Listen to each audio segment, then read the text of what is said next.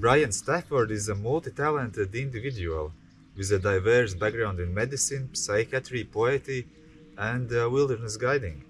He is recognized for his contribution as an academic and a psychiatrist, having published extensively in the field. However, he felt that Western culture lacked the necessary wisdom to address the planet's most pressing issues, and his profession had little to offer in that regard. Driven by a desire to make a difference, Brian embarked on a journey to self-discovery, which led him to an ecological, psycho-spiritual awakening. He found his purpose in guiding others to their soul place, helping them to connect with their inner selves and bring their power and artistry into the world. We are here in Ojai, California, where Brian just guided several Animus Valley Institute programs back to back, and just before he leaves for guiding the next 5-day program called Soulcraft Intensive. My name is Georgs Rubenis, and these are series Spiritual Practices, How to Find the Right One, interviews and discussions with people about our choices and the way how we gradually became more authentic persons. Hi Brian. Good morning. How are you? I'm good. Yeah, it's good to be with you again. Yeah. So you have just had those several Animus programs guided by yourself and your colleague Laura. So could you a little bit describe what those programs were about? Yeah, so we've actually been guiding a series of programs this spring, and myself and other guides, we guided what we call intensives, which are 5-day immersions, deeply connecting to outer nature and inner nature and parts of ourself that are often suppressed in Western culture. And then the last 10 days we were involved in 2 trainings to help train others to learn how to guide this way, in this thing called the nature-based map of the human psyche. Yeah. What does this nature-based map means, like, for yourself? Sure. Well, as a psychiatrist, I was trained to really kind of be a detective in what's wrong with someone, what's impairing them, what's causing them challenges at work, relationships, their own kind of self-being. And I felt that that was maybe not the right lens to look at humans. Actually, it's a very pathological and symptom-oriented lens. And I discovered this nature-based map of the human psyche when I was training with Animus Valley, and found that it was much more life-enhancing and positive. It doesn't focus on what's wrong, it focuses on what you can cultivate that's magnificent and how to live from that place. And also to begin working with parts of yourself that might have been wounded in your childhood. So I find it an incredible tool and actually a joy to kind of look at humanity through that lens rather than the psychiatric lens. Yeah. How do you find this map and this way of cultivating resources useful for yourself? Oh, for myself? That's a good question. I'd say in many different ways I found it useful.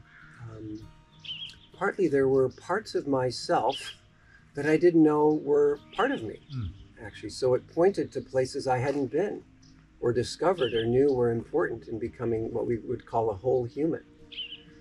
You know, I think when I was kind of growing up and being raised in Christianity and then trained in psychiatry, they didn't really have a map for some of these territories. I just assumed that's just the way some people were. Some people were really emotional or really embodied or really kind of mystical or really heady, and I identified with the really cognitive, heady kind of person. And there's others that are kind of people who are more spiritual east in terms of presence and mindfulness. I didn't realize that that was a capacity in all of those ways that I also could cultivate and live from. And especially kind of the 2 parts for me that I felt like were suppressed or I didn't know much about or weren't supported by my family or religion or education or training, was really what we call embodied emotion. I didn't really know how to feel what some might call negative emotion, like grief or deep sadness or longing, or some of the other ones like great joy. Those were all kind of not allowed. It was too emotional for a boy raised in America to kind of feel all of those things. And I found that much later, for myself to feel that, I felt much more alive, much more human. And when I began to think about what psychiatry does is, or when people have challenges, it was because often they couldn't have access to this part of themselves to move grief, to move joy, to move emotion through, and to actually feel it. So they become depressed or on the verge of depression. So I found that really beneficial to me. I also found this possibility of kind of what we call knowing through the deep imaginal, like knowing through dreams. I'd had dreams as an adolescent, but I didn't remember many of them as an adult. I was pretty busy. And then once I heard the importance of dreams, like the dreams just started coming. The dreams just started coming, and they were really mysterious and really altering, and made me wonder, what's happening here? And I know you know a lot about this now, and really kind of feeling into this and wondering about other things like shamanic journeying and other guiding and different things like that, and what happened in psychedelics. I became really interested in, like, what is this part that's just so mysterious and so not of the head, something like that. And once I started opening myself to that, I felt much more alive, much more curious about the world, curious about what we would just call the mystery.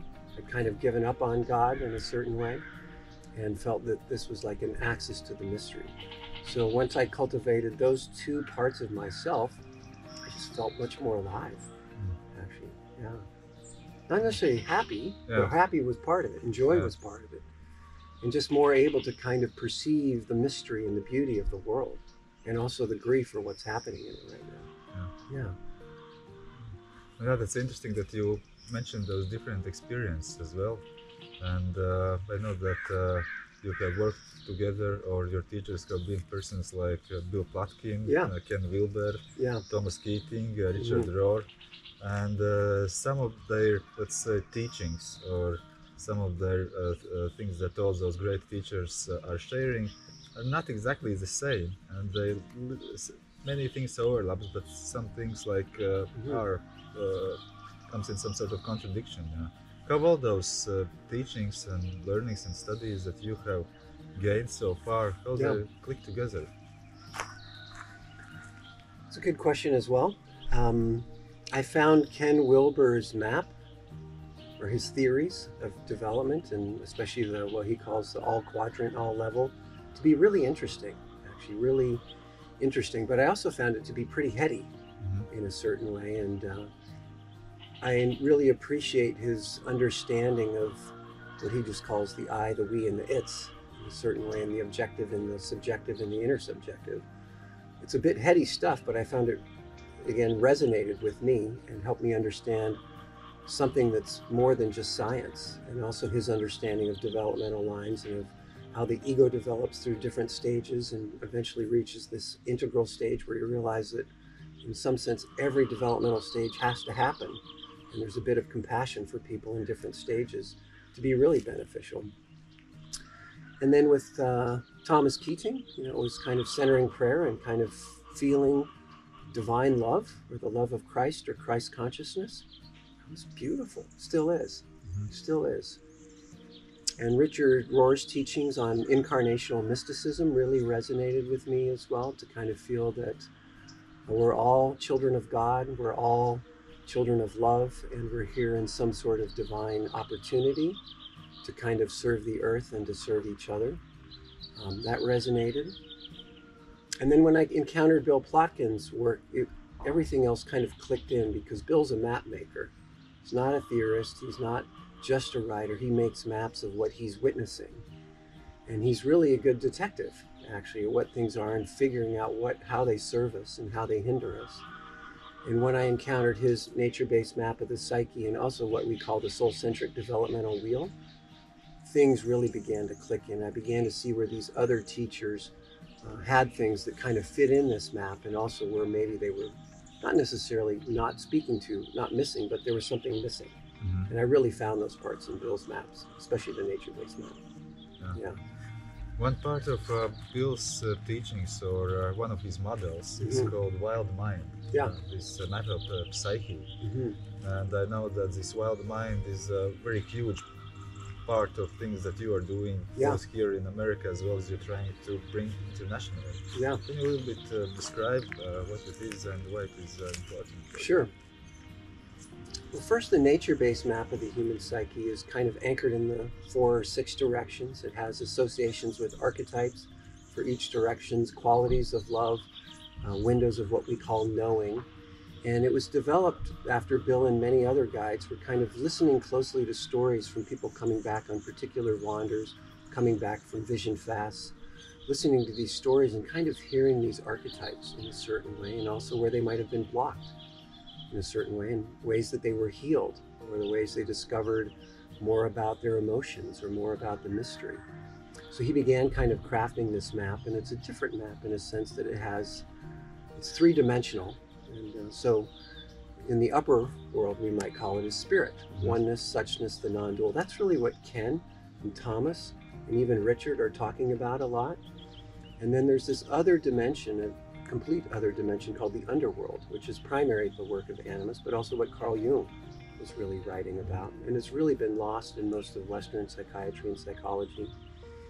And then he also has this interesting twist in what you would call the ego, where he puts kind of in the middle world, or the center here. And the different take here is that there's not just a self with problems, but there's what we would call the facets of wholeness. And then these other parts are protector parts that we needed when we were young to kind of protect aspects of ourselves given the circumstances we were raised in. And in his model, everything belongs. Everything belongs. Even these protector parts that we often don't like. Things like our own inner critic, like our addict, things like our wounded child. All of those have particular gifts and served us in childhood. And I hadn't really found that elsewhere. It's obviously coming out now in certain like psychotherapies like internal family systems by Dick Schwartz. But internal family systems is missing this part that you can actually cultivate these facets of wholeness. And it's also missing some of the other transpersonal aspects of the self. And it's not anchored in nature, which is kind of a mistake of all of Western psychology, that we are totally embedded in nature. And why have we forgotten that? And it's time for us to return to our embeddedness and our belonging in nature. So it was a comprehensive map that made intuitive sense, resonated for me, but then I began doing the practices, and they really began to come alive. All of the different types of practices there, including things like dream work, what we call deep imagery, kind of different soul walks and wanders on the land, all different kinds of things. And then they also offer these self-healing practices, which is a kind of a unique twist that we can heal ourselves, actually. We don't have to go to see a therapist. We don't have to go see a spiritual counselor. Once we've cultivated our wholeness, that part of ourself and our innate wholeness can begin working and supporting and healing a part of ourself that feels wounded or fragmented or outcast. I found it beautiful. I gave up my career as an academic psychiatrist because it was so powerful, and it felt like this is the work I'm really here to do. That other stuff was preparation, came from a very different and constricted worldview, and is sometimes helpful, but often not. And this is a very different model of how we become human. Yeah, you already a little bit mentioned this eco part of this map of psyche. Yeah. Can you a little bit elaborate on that? So, because there are, let's say, there are plenty of models and theories which are speaking about, let's say, human psyche and different things, how human psyche or soul is working. But only few of them have this eco part. And only few of them have this connection with the nature. Can you a little bit explain what does it mean in animus? Yeah, it's a great question. It might be something like this. I'll give you a bit of a context. It might be that for all of our evolution and our achievements, we've forgotten what it means to be connected to nature. We've forgotten how to use our imagination. We've forgotten that the emotions are incredibly important for who we are. And in our understandings, in healthy cultures, cultivation of the imagination, of our emotion, exploring our bodies and our connection to nature is almost primary. It's one of the most important things we do when we're between like 3 and 12, something like that. And obviously in most of Western culture, the most important thing kids are taught is to learn things in classroom, not to explore their imagination, not to be out in the wild, not to really explore their emotions. So when we lose that kind of connection to these parts of ourself, we wonder why the world feels a little drab later. When we're past 21, we're wondering, like, is this the world I really want to live in? Do I just want to get a job for a big corporation so I can get insurance and a car and healthcare and then have children, so this just continues and we continue to kind of, pull things from the earth and destroy the life systems from the earth? It's not a good feeling for most people right now, young people especially. And so there's this possibility later, as maybe we discovered during the pandemic.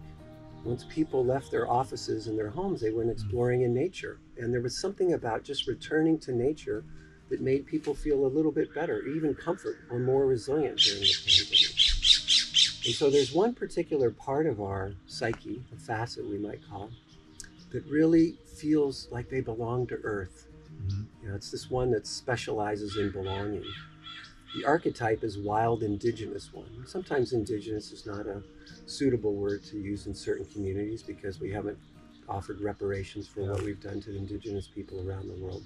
But it more points to the quality of belonging to Earth.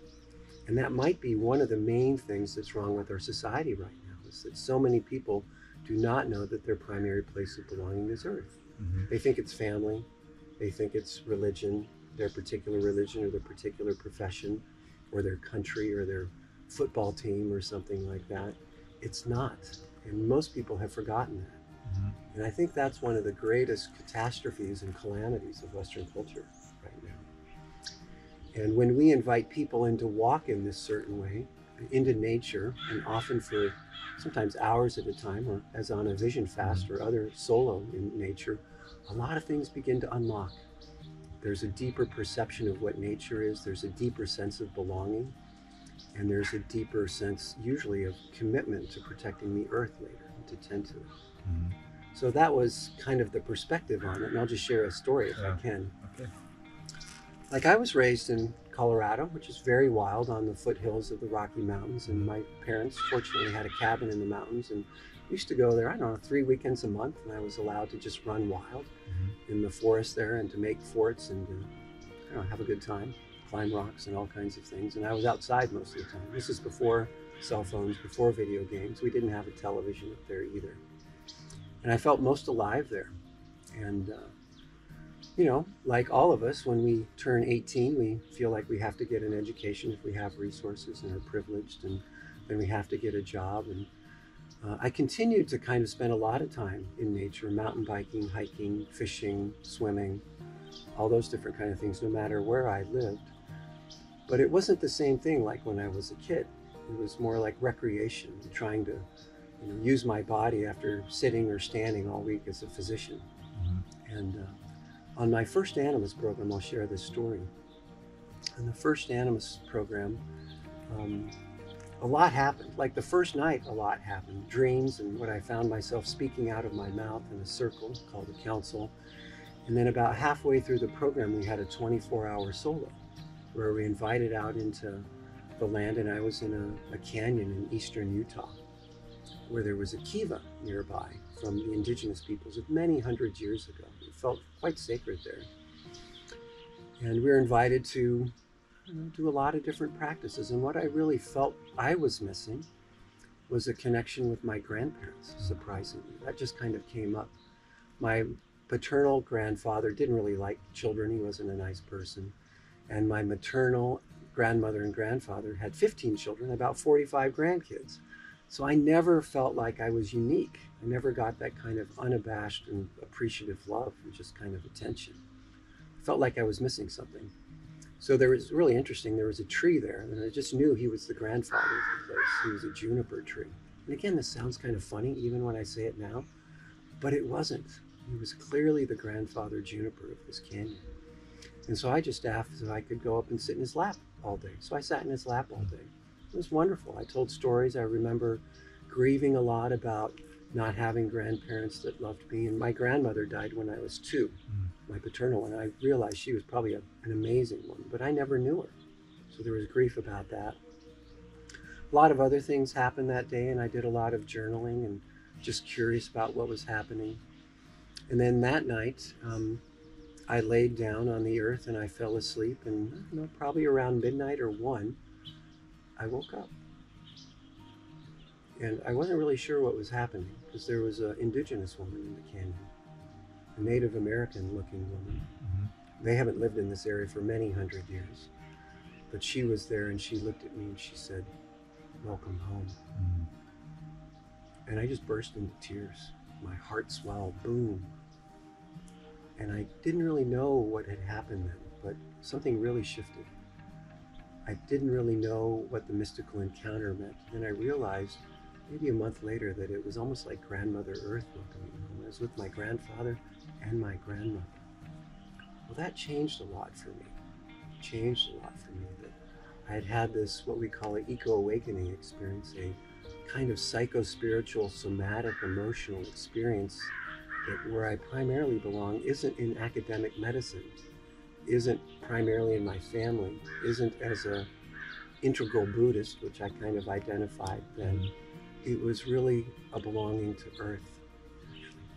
I began to be more emotional about what was happening in terms of climate change and a lot of other things in terms of plastics in the waters and poisons in the rivers.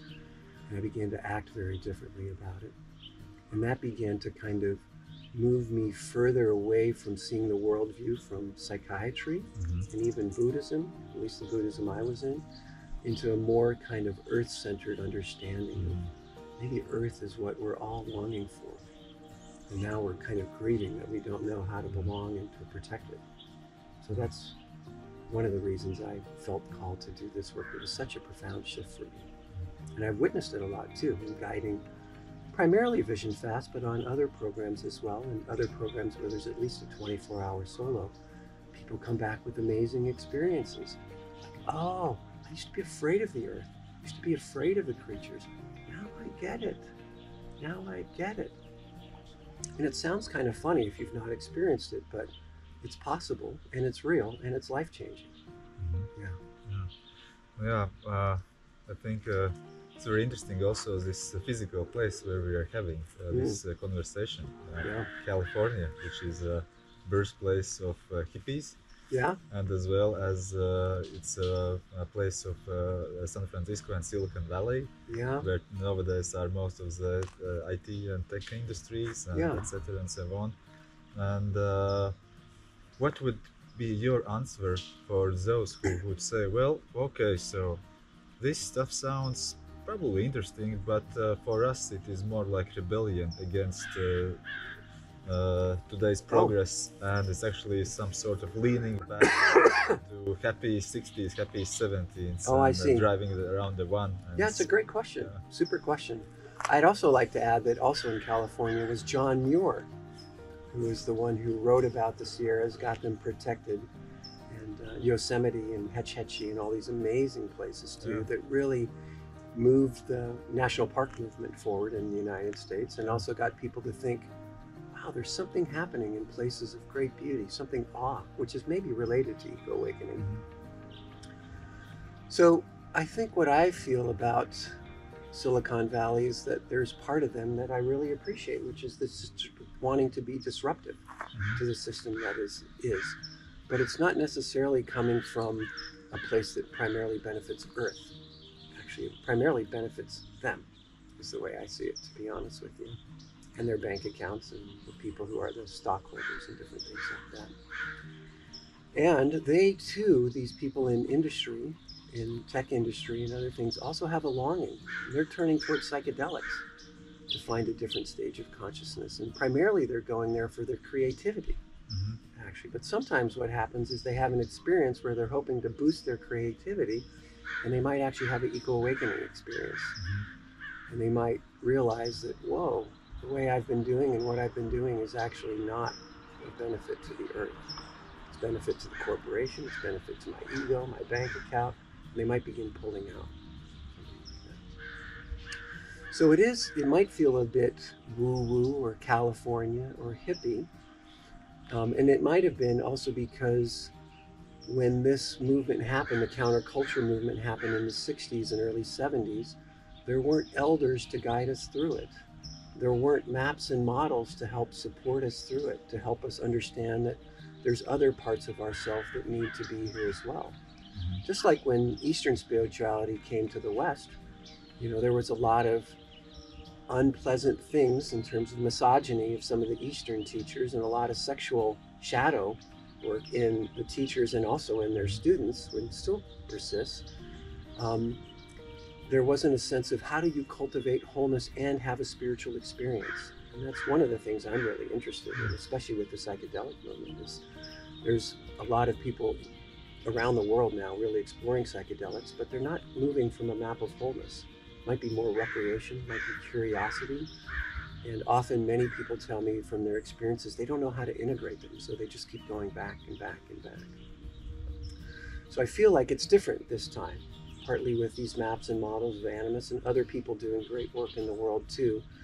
There's something happening now that might gain more traction, might be of greater service, might not lead to such community disruptions when the leader is not in integrity, that it might help keep this movement forward of returning to earth, returning to mystery, living in community, leaving a small footprint, pulling out of the techno-industrial growth society, but not dropping out the way Tim Leary described it. It's more like, let's serve the earth, let's serve the young ones, let's serve the future ones, something like that. And that's what I'm sense is happening right now. Very different. Can you a little bit elaborate more on this topic about eco-awakening, about serving the world? Yeah. As I know we had several discussions in the last 2 weeks on the topic. Yeah, sure, I'm happy to. In the programs, it's quite often that we are speaking about our own growth and our own, development and integrity and things like that. But there's this other layer, which is important in animus and wild mind work, which is about this belonging and serving to the full reality. That's a good question. Yeah. It might have come out of like the theory or the philosophy of deep ecology and early psychoecology or eco-psychology, that there is this thing called the ecological self. It's funny that modern psychology took to the 1970s to kind of discover something like that. And so it kind of came out from these places of people who were spending lots of time in nature, deep time in nature, and began to feel this deep affinity or almost this nature relatedness. Our sense is that this is normal in a healthy indigenous culture. They've always had it, they don't lose it. In our culture, we understand that we're born with it, but we lose it often in early childhood or school age, something like that. We forget that our place of belonging is the earth. And one of the things that we've discovered and others have kind of witnessed is certain kinds of activities can help change the way we see the world, just like my story. So it was some time in nature, an extended time. I was in nature, I think, on that program for 8 days, but 24 hours on a solo. And I had returned to my capacity to be fully present. Like I wasn't checking email. I wasn't flipping through my phone. I wasn't distracted by books or something. I was just fully present in nature. And as you heard in my story, I was deeply in my body, deeply in my emotion, and I was deep in the dreams at that time. So it feels like sometimes when we have access to those parts of ourself and we might be alone in nature, we might have one of these experiences that kind of come. And it's our understanding that it's my personal belief that that's the most important awakening that people need to experience right now for to survive the time. Like most of the culture is primarily focused on surviving. And if they're in the 1%, it's like, how do we extract more from the people and how to extract more from the earth? When you have this sense of consciousness, it doesn't have anything to do with that. It's not really about me or my family. It's about me, my family, and the earth. And if you're in corporations, it's like, oh, it's not just profit. It might be people, but it also has to include the planet now. And maybe the planet first, actually not the shareholders. So I feel like this kind of, again, psycho-spiritual awakening is something that every human can be privileged to experience. Once it's a privilege to experience, because once you have it, you feel like your life has changed. It's kind of like a second coming, or not a second coming, but a rebirth. You're almost born again. One of the words I use in Christian circles is ecological metanoia, or ecological rebirth. And it feels that way for many people. It's almost like a conversion from the one that was focused on the human ego and anthropocentrism to ecological. And so I'm committing a lot of time and energy and thought, and really feel like this is something that many of us want to bring toward the world to help us understand, and to understand that we can't really protect the earth unless we really feel like we belong to it. And from that place, it's a different motivation. It's not to preserve our culture, it's actually to preserve this earth and her species, including us as one of them, but not the only one. Yeah. The things that you are saying are quite similar to the ones that was described by NASA astronomer Andrew Mitchell, and back in the 70s he returned from his Apollo, I think it was Apollo 14 mission. He experienced this so-called the overview effect. He noticed from the space that the Earth and land is something extremely fragile, that we all need to work together for both of the things, to work with ourselves as well as to serve the planet. Is this something similar to Anima's thoughts? And I think it is. I think it's very similar. I think the Earth is so magnificent that it almost has a regulatory system in place. It's kind of interesting, like someone wants to leave the planet, they get a new view back at the planet, they get the sense that this incredible blue-green pearl is fragile and magnificent. And we don't know any other one like it in the solar system or in the universe. And so there's something psycho-spiritual that happened for that individual and has happened for other astronauts, including recently, I don't know if you followed that, William Shatner, who was the guy from Star Trek in the 60s. He had a similar experience. His wasn't necessarily of awe, it was of grief. Because I think he went up there, he knows what's happening on the planet. So what happened to him was a deep grief of when he saw from a distance, oh, this is so fragile, so beautiful, so magnificent. What are we doing? And he wrote about it, actually quite eloquently, something like that. And I also read an interview with Jeff Bezos, who obviously is the founder of Amazon. Something similar happened to him too. So it's really interesting that people who you would not think of as ever being of service to anyone but their self or their corporation or their career are having these experiences and beginning to wake up in a certain way that, oh, we can't keep going the way we've been going. Something else has to happen. Maybe it's my purpose now not to serve myself or my corporation, but to give everything we have to protecting the earth and her species. You mentioned those privileged ones, and you mentioned those these options and possibilities to go and to explore. And isn't that also that this exploring and finding own path and participating in different programs is actually also accessible for quite a small percentage of people? It is currently, it is currently. And let me just say, it is currently, and you don't have to have programs. You don't have to have programs or even a guide bringing you in there. A lot of these things can happen spontaneously. I've been working on a book called Pathways to Ecological Awakening, and a lot of them were not on programs.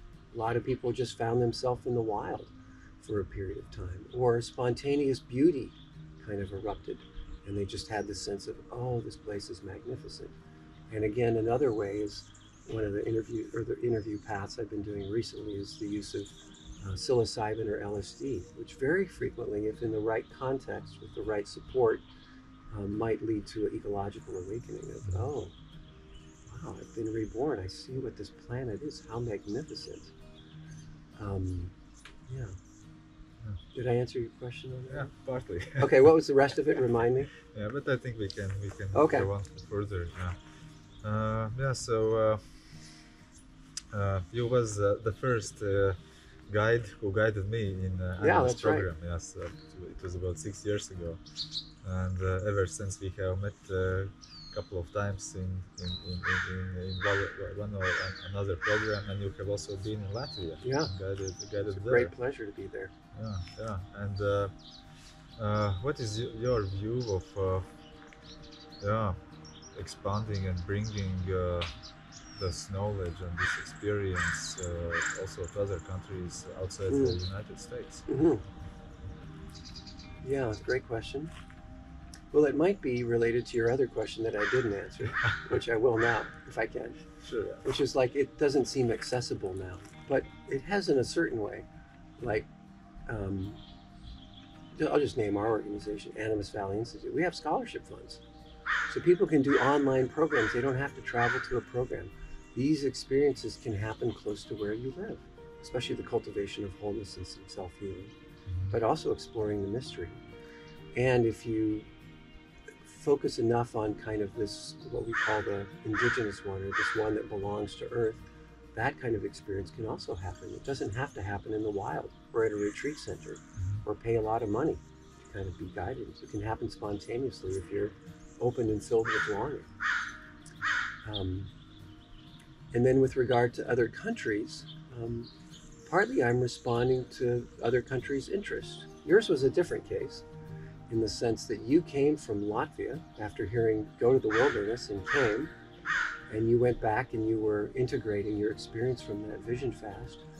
And then I just had a sense of like, well, I know Georgs and his father and his family run a retreat center, and they have lots of retreats.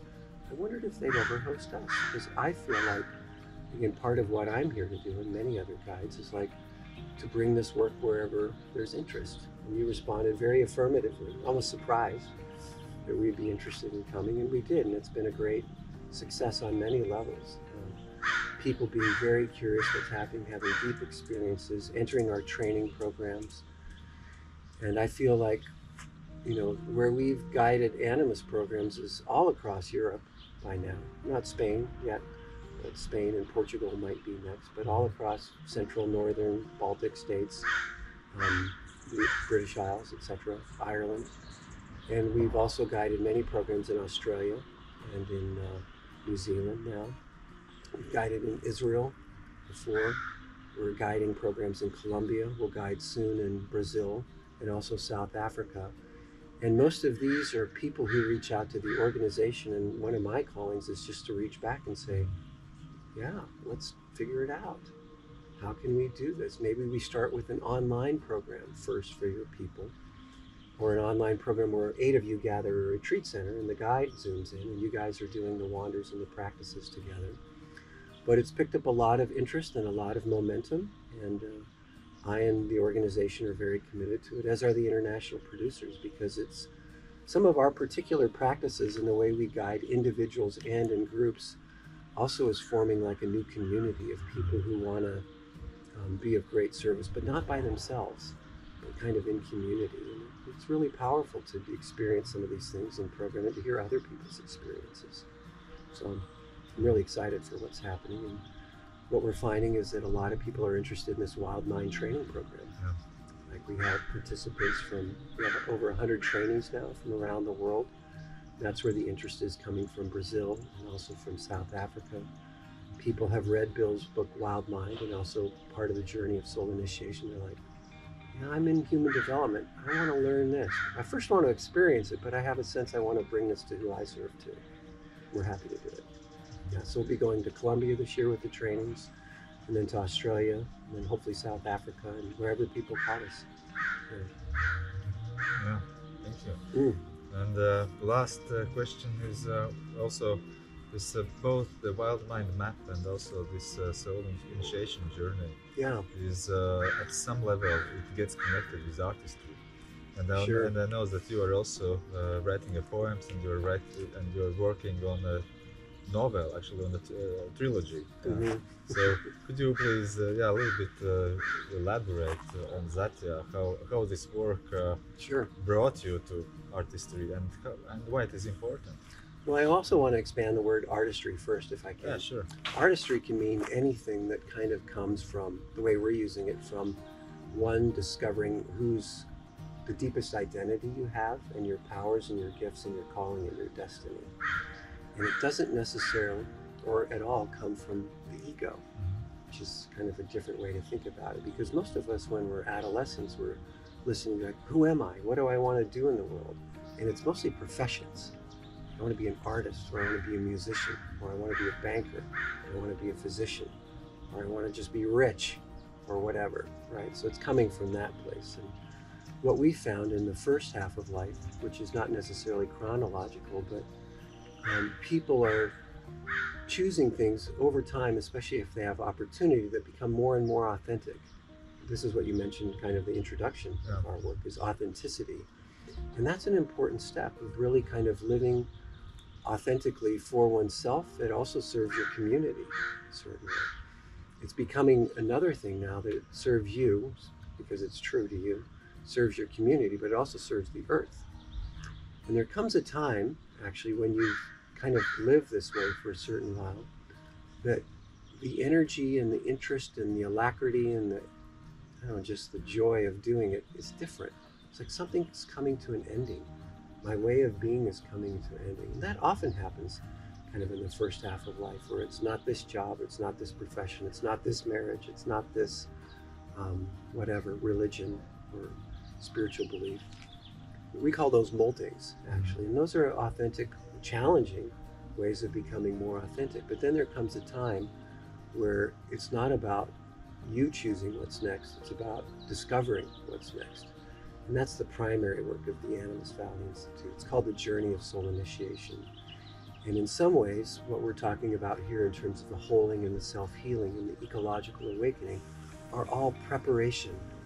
They're all preparation for that journey. And that journey is very different than what I've been talking about. It's very different. It's well described in Bill's book, Journey of Soul Initiation. Probably the best description I've ever seen of it. And it's about leaving one's identity and authenticity, risking it, allowing it to be your attachment to leave it, and to wander into places where you don't know who you are. You might feel a bit lost, but you might begin getting hints and signs from conversations with nature, or from experiences and dreams, or other non-ordinary state of consciousness. And it's our understanding that on this journey, there's a place of preparation, and then there's a place of what we might call descent, where it just feels like everything, I've said yes, or I've not said yes, but my life is falling apart, and I can't go back. And hopefully people are resourced. So this is the importance of the holing and self-healing work. If you feel resourced by being whole and having done enough with your protectors, you might allow this descent to occur. You can always abort it. Many people who aren't kind of done this other preparatory work often abort this. But falling apart and getting lost in the middle of one's life, whatever that means, is an important developmental step from the soul's perspective. Because it's down here, after you've kind of dissolved and descended, that you might hear your name. You might have what we call a soul encounter, a whisper, a dream, a deep knowing, something in your body of, this is what I'm here to do. That's very different than holing and self-healing, and very different than ego awakening, even though all the other ones feel profound. This is kind of a moment where you do not go back from. And it's mystical, very mystical. And, the best way to describe it is like, this is the deeper pattern that you've been born with, and that you've been waiting to discover or remember and to live from this place. And it can be a harrowing journey. It can be a harrowing journey, actually. And it's not a weekend journey. It's not even 6 months often. It's often many years to kind of discover who one is and what one's here to do through these different practices of leaving your former identity, exploring the mysteries, and living a soulful life. And then after a while, even that loses a bit of its energy. It's like, oh, it's really not about exploring more of who I am from this mythic realm, from this depth realm. It's about offering something back to my people. And it's our understanding that probably most indigenous cultures, and the ones still surviving, they had these types of passages. They had these types of rites, which was really kind of leaving the village, especially for boys or men, of discovering, how do I serve the village? But it's not from a professional standpoint, it's from a mythical. standpoint. It's kind of what has always been there. And it's related to your destiny in a certain way. It's like this is your unique purpose of your life that only you can bring to the world.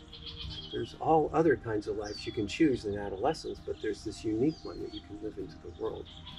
That's our primary work. And, it begins with people kind of offering different things to the world in various aspects. This is part of their artistry. Their artistry is offering something unique and deeply resonant and deeply coming from a conversation with mystery that might be seeds of regeneration for the culture. It might be a project that I begin, but isn't really complete in my lifetime or even 6 more lifetimes, but it's something that I sense or have been called to offer that others will carry forward so that we might actually have a society that's life-enhancing, that people love. There aren't all these hierarchies, there isn't this destruction, there aren't all these wars. Okay. Well, yeah, dear friends, so longing for belonging and longing for authenticity might not be something bad what's happening with you. But that might be an invitation to further steps in the realm of our soul journey. So thank you very much, and till next time.